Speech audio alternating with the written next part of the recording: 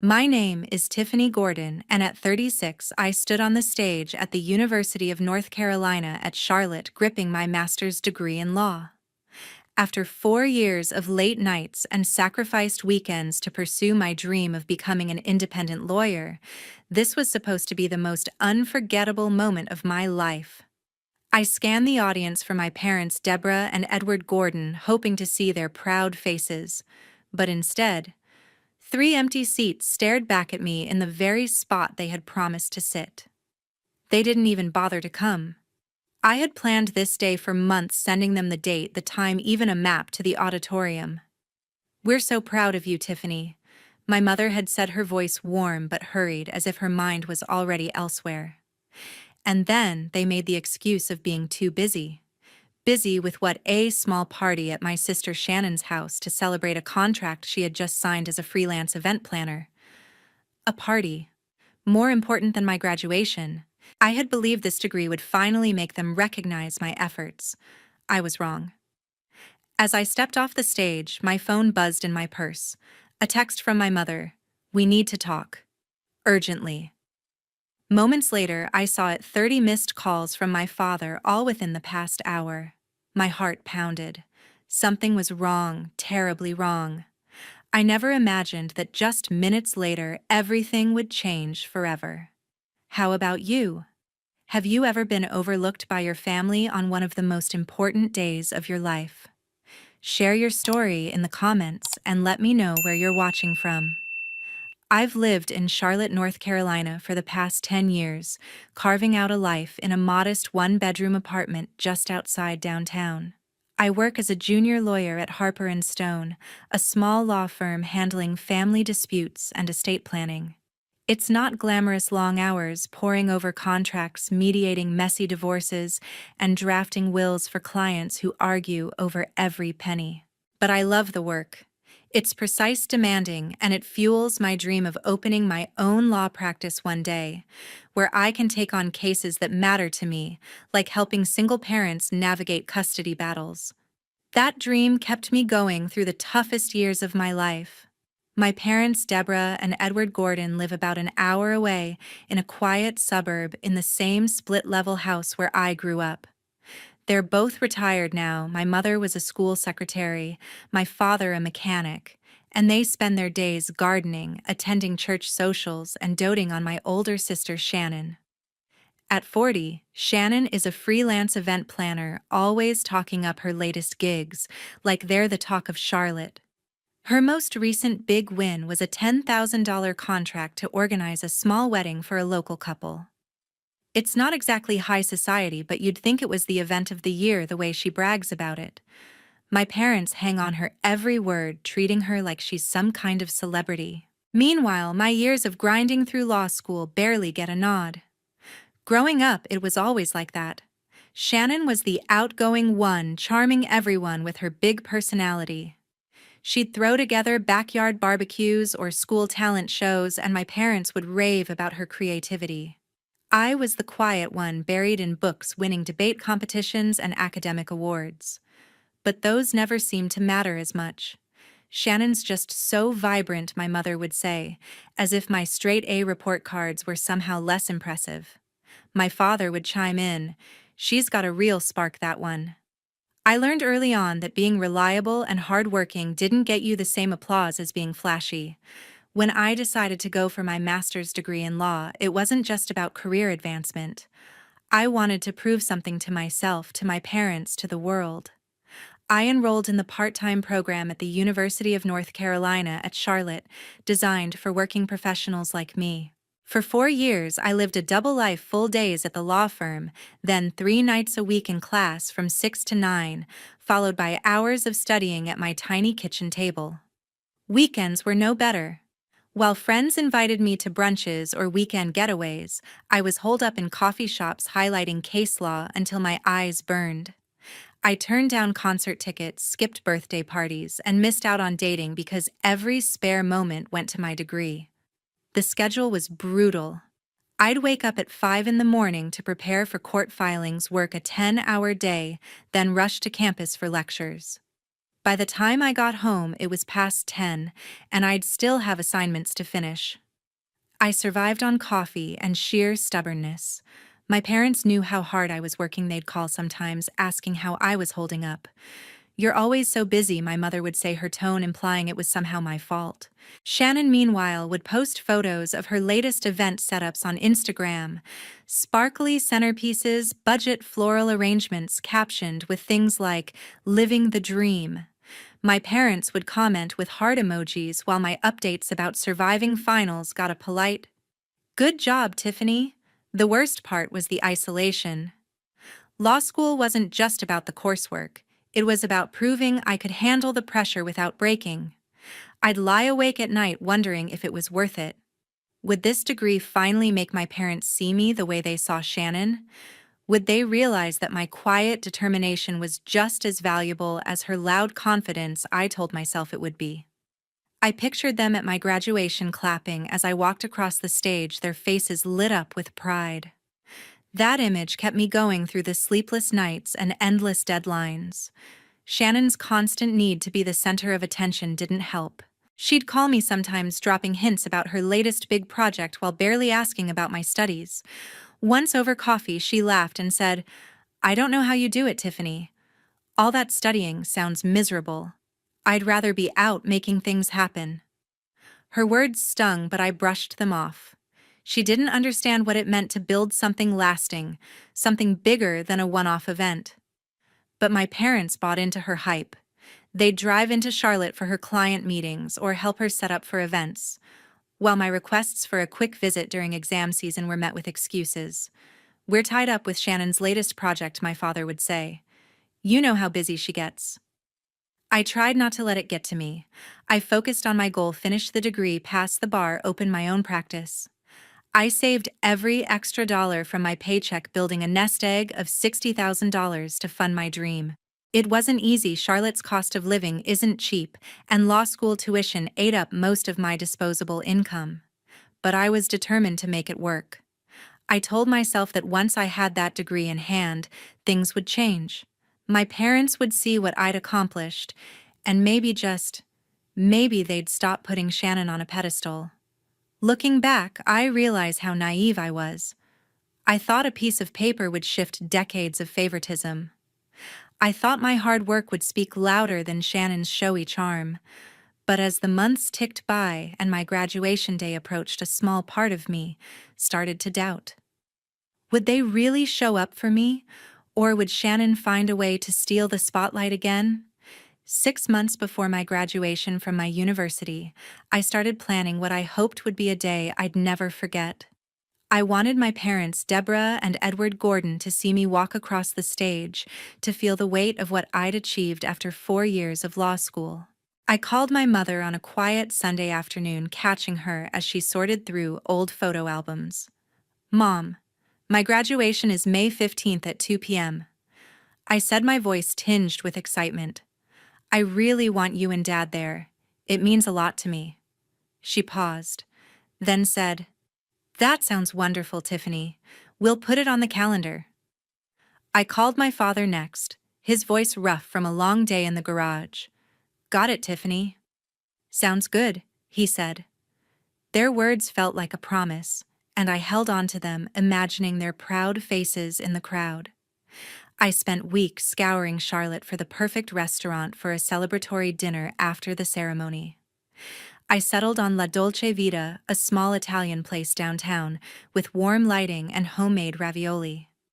It cost $300 to reserve a table for 4, including myself, a splurge, but I told myself it was worth it for a milestone like this. I booked it with my credit card, pushing aside the slight sting of the expense. Then I bought a dress, an emerald green sheath that cost $200, simple but elegant, perfect for wearing under my gown and for dinner afterward. I even made a hair appointment at a salon near my apartment, a rare treat for someone who lived in practical sweaters and jeans. For the first time in years, I felt a spark of joy instead of the usual grind. I sent my parents an email with every detail: date, time, auditorium location, even a link to parking instructions on the university's website. "I can't wait for you to see me graduate." I wrote, adding a hopeful, smiley face. My mother replied the next day. So proud of you, Tiffany. Looking forward to it. My father's response was short. Thanks for the info.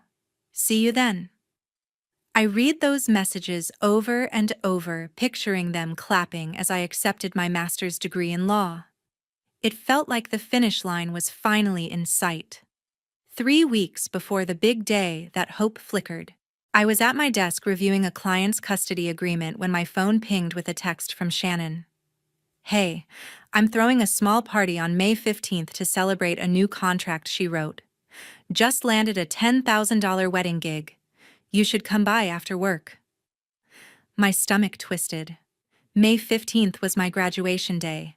I'd told Shannon the date months ago over coffee when I was buzzing about finishing my degree. Had she really forgotten, or was something else going on? I called her right away, my fingers gripping the phone. Shannon, your party's on my graduation day, I said, keeping my voice steady. I told you the date. Can you move it to another weekend? Her response came fast, light and careless. Oh, Tiffany, I totally forgot. But it's not a big deal, right? It's just a ceremony. My party's for a huge career move, and I've got clients who can only make it that day.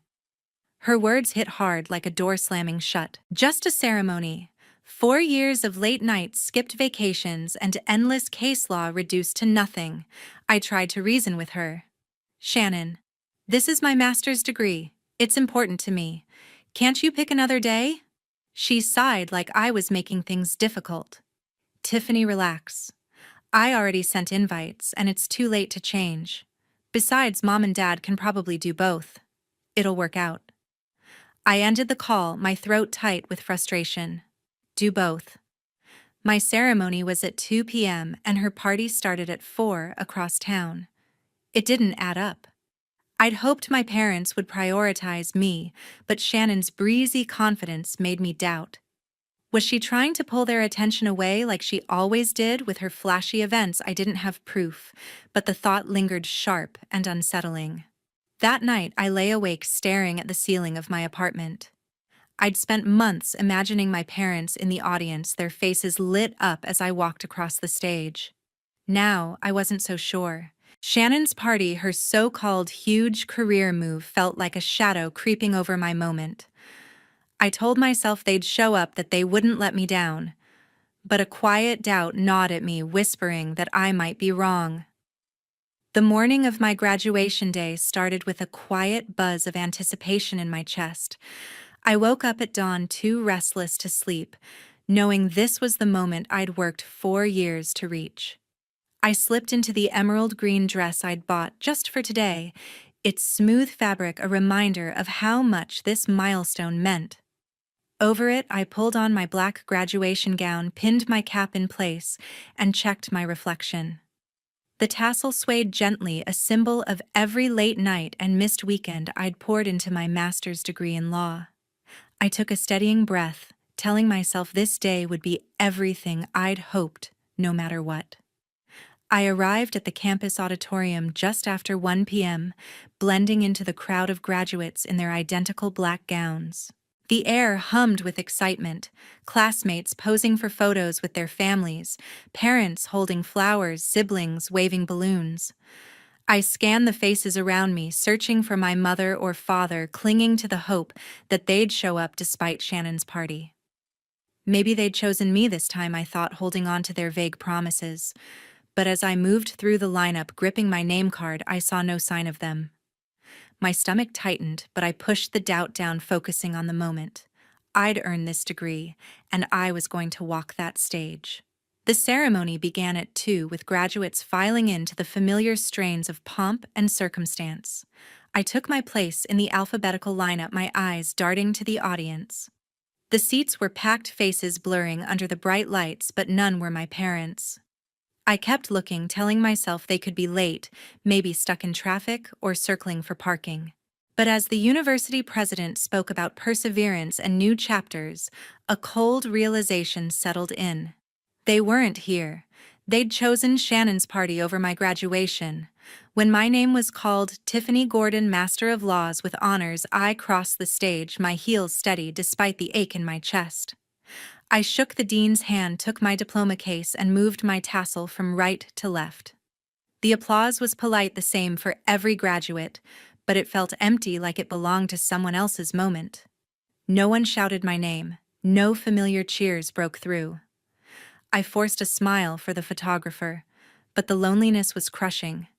This was my triumph, and I was facing it alone. Back at my seat, I clapped automatically for other graduates, my mind spinning. I'd given my parents every detail, date, time, location. I'd practically begged them to come. Why weren't they here? Shannon's party, her $10,000 wedding contract couldn't possibly outshine this. The doubt I'd felt after talking to her weeks ago sharpened, cutting deeper. Had they ever meant to show up, or was her spotlight always going to win? After the ceremony, graduates spilled onto the lawn outside, families reuniting in a burst of hugs and laughter. I stood on the sidelines, my diploma case heavy in my hands, watching parents embrace their kids and snap proud photos. I felt like an outsider in my own victory. I pulled out my phone, hoping for a text from my mother or father, an apology, an explanation, anything. There was nothing. Out of habit, I opened Instagram, scrolling through posts from classmates with their families. Then I froze. Shannon had posted a photo an hour ago, right during my ceremony. It showed my mother and father at her house raising wine glasses in a toast with a small group. The caption read, "Celebrating my big contract win with my favorite people." My breath caught. They were there at Shannon's party, smiling like my graduation didn't matter. I zoomed in, seeing my mother's proud smile, my father's arm around her. The hurt hit like a wave, raw and overwhelming, stealing the air from my lungs. But another feeling stirred, cold and sharp suspicion. Shannon knew my graduation date. I'd told her months ago. Why had she picked today for her party? It wasn't just a coincidence. I'd been climbing in my legal career, planning to open my own practice, and she'd always seemed uneasy about it, like my success was a threat. Was this her way of keeping the focus on her, of pushing my moment into the shadows? I shoved my phone into my purse, my hands shaking. I tried to hold on to the pride of my degree, the years of work it represented. I posed for a few photos with classmates, forcing a smile as they chatted about their family plans. But that Instagram post burned in my mind, a wound I couldn't ignore. I headed to my car, the diploma case heavier than it should have been. I'd planned a dinner at La Dolce Vita, but now I wasn't sure I could face it alone. Something felt wrong, and I was starting to think Shannon had planned it that way. Leaving the campus, the diploma case on the passenger seat felt heavier than it should, weighing down the hollow moment I'd just lived through. During the ceremony, I'd been too busy crossing the stage and forcing smiles for photos to check my phone. Merging onto the highway toward my apartment, I glanced down, expecting only silence. Instead, my chest tightened. A text from my mother glowed on the screen. "We need to talk. Urgently." Below it, 30 missed calls from my father, all within the past hour. My grip on the steering wheel tightened as a swell of dread and confusion rose inside me. What had happened? I pulled over to a gas station, my pulse racing, and called my father back. "Dad, what's going on?" I asked, my voice unsteady. His reply came fast, strained with panic. "Tiffany, it's Shannon. She fell at her party down the stairs.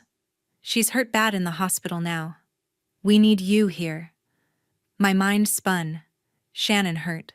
The image of my parents toasting at her party, captured on Instagram, flashed in my head, reigniting the sting of their absence.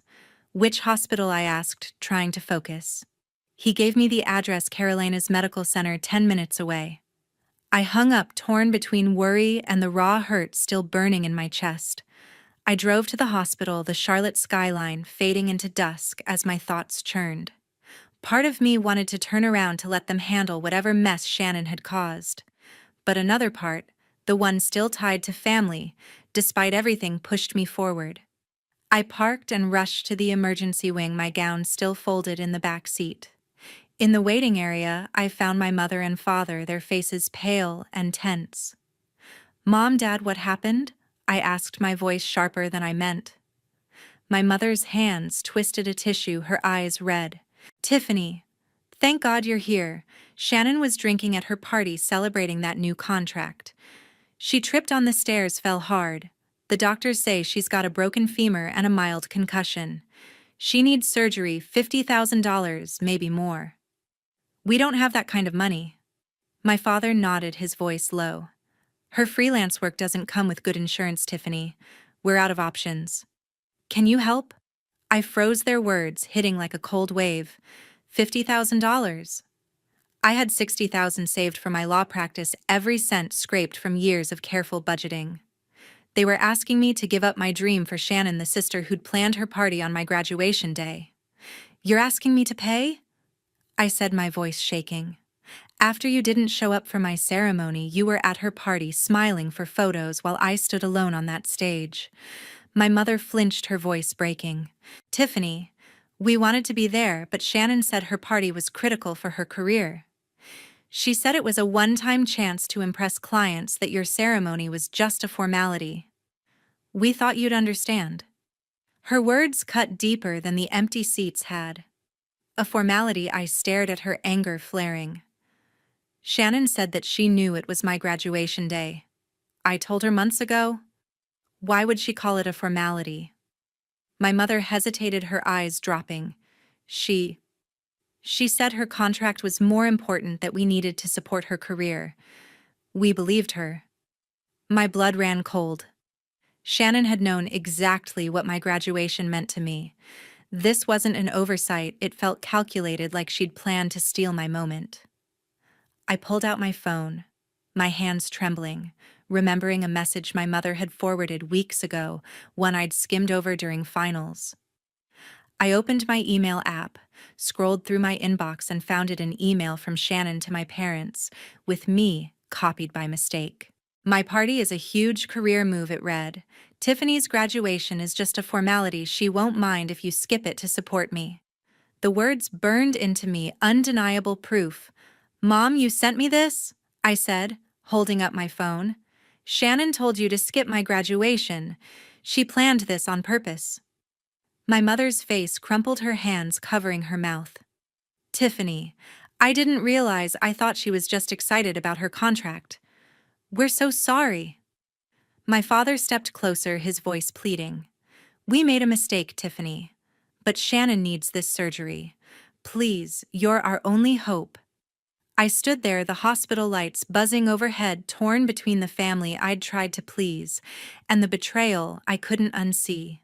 Shannon's email wasn't a slip, it was a deliberate move to keep my parents' focus on her, to dim my light. And now they were asking me to sacrifice my savings, my future, for her. The air felt thick, their eyes heavy on me, waiting for an answer. But all I could hear was my own heartbeat pounding with years of being pushed aside. Standing in the hospital waiting room with my mother's apologies echoing and Shannon's email burning in my mind, I felt the weight of their betrayal heavier than ever. My parents' pleading eyes, my mother's crumpled face, my father's desperate voice. They were asking me to give up my future for the sister who deliberately tried to overshadow me. $50,000 for Shannon's surgery. It was nearly everything I'd saved, $60,000, every penny set aside for my dream of opening my own law practice. I stood frozen, the hum of the hospital lights amplifying the storm inside me. Could I really do this for a family that had chosen her over me? I took a deep breath, my hands clenching into fists. I'll pay for the surgery, I said, my voice low but steady. But this is the last thing I'll ever do for this family. My mother gasped, her hand reaching for me. Tiffany, please. We didn't mean. I cut her off, shaking my head. No, Mom. You made your choice. Shannon made hers. I'm done. My father's face fell, but he stayed silent, his shoulders slumping. I turned away, unable to look at them any longer, and walked to the hospital's billing office. I arranged a bank transfer for $50,000, watching my savings, the foundation of my future, drain away with a few keystrokes. It hurt, but not as much as the years of being pushed aside. That night, I sat in my apartment staring at the confirmation email from La Dolce Vita for the celebratory dinner I'd planned. I'd pictured my parents there toasting to my master's degree, but now the thought felt hollow. I called the restaurant and canceled the reservation, my voice flat as I explained I wouldn't need it anymore. The server on the line hesitated, then said, "I'm sorry, ma'am." I hung up, a strange calm settling over me. That dinner was supposed to mark a new chapter, but I realized I didn't need their approval to start it. I needed to let go. The next morning, I blocked my mother's number, my father's, and Shannon's. I removed them from my email contacts, unfollowed them on social media, and deleted their messages. It wasn't just about anger, it was about protecting myself. For years, I'd chased their recognition, believing my achievements would finally make them see me. But Shannon's email, her deliberate attempt to dim my light, and my parents' willingness to go along with it, showed me the truth. Their love came with conditions, and I was done trying to meet them. 2 weeks later, I packed up my apartment in Charlotte. I'd been researching cities for months, looking for a fresh start where I could build my law practice on my terms. Miami felt right, vibrant, growing, with a demand for lawyers specializing in family law like me. I signed a lease for a small office space downtown using the last $10,000 of my savings to cover the deposit and basic equipment. It was a risk, but it was mine. I hired a moving company, loaded my belongings into a truck, and drove south, leaving Charlotte behind. The skyline faded in my rearview mirror, and with it the weight of my family's expectations. In Miami, I threw myself into work. I took on clients, single mothers fighting for custody, families navigating messy estates, and built a reputation for being tough but fair. My office was small, with mismatched furniture and a coffee machine that barely worked, but it was mine. Every case I won, every client I helped reminded me that my worth didn't come from my parents' approval or Shannon's shadow. It came from the years I'd spent proving myself to myself. My parents tried to reach out in those first few months. My mother left voicemails I never listened to. My father sent emails I marked as spam. I heard through a distant cousin that they were struggling, cut off, not just from me, but from other relatives who'd heard about their favoritism. Family gatherings grew tense, with aunts and uncles whispering about how they'd chosen Shannon's small-time contract over my master's degree. Their social circle shrank, their pride in Shannon no longer enough to fill the void I'd left. Shannon faced her own fallout. A client at her party, a wedding planner who'd seen her stumble and fall down the stairs, spread the story in Charlotte's tight-knit event industry. Word got around that Shannon was unprofessional, drinking too much at her own event. She lost a $15,000 contract for a corporate gala, a blow to her already shaky freelance career. With her broken femur and concussion, she couldn't work for months, relying on savings that quickly dwindled. I didn't feel joy at her struggles, but I didn't feel guilt either. She'd made her choices just as I'd made mine. Looking back, I see now that my graduation wasn't just about a degree. It was about learning who I am when the people I love most let me down. For years, I thought their approval defined me, that if I worked hard enough, they'd see my worth. But standing alone in Miami building my practice, I realized the truth. My value doesn't depend on them. It's in the choices I make, the boundaries I set, the life I create. I paid for Shannon's surgery not because I owed her, but because I wanted to close that chapter with no regrets.